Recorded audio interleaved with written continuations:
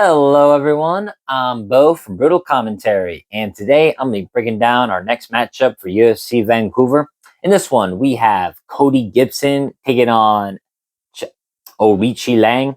Gibson is 21-11 as a professional, 2-3 in his last five fights.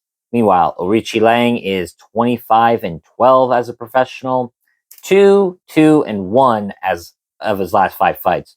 Looking at Gibson's last five, he fought and lost to Brad Katona in what was a pretty fun fight back at UFC 292. Then lost to Miles Johns, but then went on a two-fight win streak last year, submitting Brian Kelleher and just rolling over Chad and Hellinger. Or basically just took him down, rolled him, flattened him out, did whatever he wanted to on the ground. Now, most recently, he's coming off a loss to Damon Blackshear this March, where he got submitted via Kimura. Meanwhile, Aoriqileng, his latest fight was a win over Jay Perring, which was roughly about 3 years ago. Then he loses to Ayman Zahabi at UFC 289. Then wins again, and his last win was against Johnny Munoz Jr. That's about 2.5 years ago or so. Then fights Daniel Marcos to a no contest after getting kicked in the balls. And last but not least, in his last fight, he got dominated by Raul Rosas Jr. for the most part in their fight at UFC 306 last September. So kind of looking at this fight, it's more or less two fighters who can do roughly everything, but there is one skill set they're better at than the other. For Cody Gibson, it's for sure his wrestling and grappling.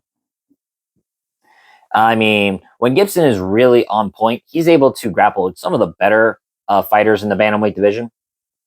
I mean, shoot, I know he lost and got submitted by Blackshear, but there were moments, especially in that first round, if you rewatch the fight, Gibson had his moments. He was able to get in good takedowns and had good top control over Blackshear for at least the first part of that fight. It's just Blackshear was just a superior grappler in the end and got the better positions overall. But even then, when Gibson does fight a fighter with a clear deficiency in the grappling, he dominates them. Brian Kelleher, he submitted pretty quickly with an arm triangle, and then Chad Hellinger, he basically 30-26'd him and did whatever he wanted, from ground and pound, submission attempts. Credit to Chad Hellinger for surviving those submission attempts, but he could not do a thing to Cody Gibson. Not a thing. Meanwhile, for Aoriqileng, his best attribute in this fight is going to be his striking. I wouldn't call him the super dynamic striker by any means, but he's got pretty good calf kicks. Overall, some pretty good boxing. Aoriqileng just does not seem to have overall good power, I would say. At least to the point where I've seen him really hurt his opposition. Now, another aspect of this fight I'm really considering is if Raul Rosas Jr. is able to more or less dominate once he gets his takedowns in on Aoriqileng, and Aoriqileng can't really do anything from bottom, I have a strong hunch that Gibson will probably be able to implement the same game plan as well. Another aspect of this fight as well, and I know I keep saying that, but there is a very interesting aspect I've realized, is Cody Gibson is going to be roughly the bigger fighter of the two. Now, these two are roughly the same height. Even you see on the ceremonial weigh-ins, they look roughly the same height. I don't believe that Gibson is not 5'10", while Aoriqileng is 5'7". They look roughly the same size. I think they're both roughly 5'10". But you look at their overall physiques, it looks like Gibson is going to be the more or less bulkier and stronger bantamweight of the two. Plus, Gibson is a pretty dogged fighter. He does got that dog in him, and he will fight through pain and blood and just keep scrapping. You see that fight with Brad Katona where he was getting bloodied up, and he still kept fighting, getting that collar hook in, just throwing in hooks and uppercuts from short range, just doing whatever he can to win. And even in losing efforts, like, say, to the Miles Johns fight, Gibson still tries his best. He still tries to win, even at Miles Johns' back a few times. Plus, he's, I think, got the overall better UFC experience. Now, this is Gibson's second stint in the UFC. His first stint, I mean, no shame in, like, losing to, like, Aljamain Sterling and whatnot. I mean, you look at who he's fought, and it's like, man, he really fought some killers before we knew they were killers. As for Aoriqileng, he's fought some good opposition too.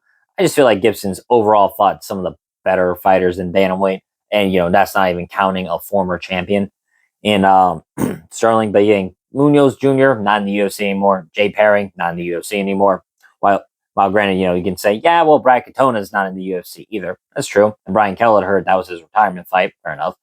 But I would definitely think Miles John is better than most of the fighters that Aoriqileng has fought. Same with Damon Blackshear as well. Now, granted, MMA math very rarely works, and at the end of the day, it's styles make fights. But there's still a little bit of math you can do here. If Raul Rosas Jr., who is less experienced than Cody Gibson, is able to have an easy path to victory, that being his grappling, to Aoriqileng, then conventional wisdom will dictate that Gibson, who is arguably stronger and bigger than Rosas Jr., should be able to have the same level of success. Now, looking at the odds, Gibson is a minus 178 to Aoriqileng's plus 138. These odds make sense. And Gibson has a clear path to victory in this fight, and I don't see him having much resistance when Aoriqileng tries to defend his takedowns. It's kind of funny, too. It's like Gibson is 38, Aoriqileng is about 32, 33. And yet Gibson, I feel like, is going to be the fresher fighter of the two. Now, granted, both have a lot of fights to them. Well over 40. I take back. Gibson has about 32 fights to his name, while Aoriqileng has 37. They roughly have about the same number of fights. But I just feel like Gibson will be a bit fresher of the two. He seems to come in better and better with each fight he's in. I mean, especially that Chad and Hellinger fight where he looked so dialed in. I got to go with Cody Gibson in this fight. He just has too many paths to victory for me, and I just can't see Aoriqileng hurting Gibson enough to warn off the takedown attempts, nor do I see him being able to defend the takedowns. I got to go Cody Gibson, and I'm going with him via submission. I think he can get in the arm triangle, get the rear naked choke when he gets Aoriqileng's back, or I can see him just dominating on the ground for 15 minutes like he did against Chad Hellinger. So my official prediction, I'm going with Cody Gibson, and I'm picking him via submission. But with that being said, that's been my breakdown of this matchup. If you like the video, comment and subscribe. Let me know what you think overall, and who do you think is going to win this matchup. Next up, we will have Manon Fiorot taking on Jasmine Jasudavicius, which is a very interesting women's fight that I'm looking forward to a lot. But until then, I've been Bo from Brutal Commentary. I thank you all for listening. Take care.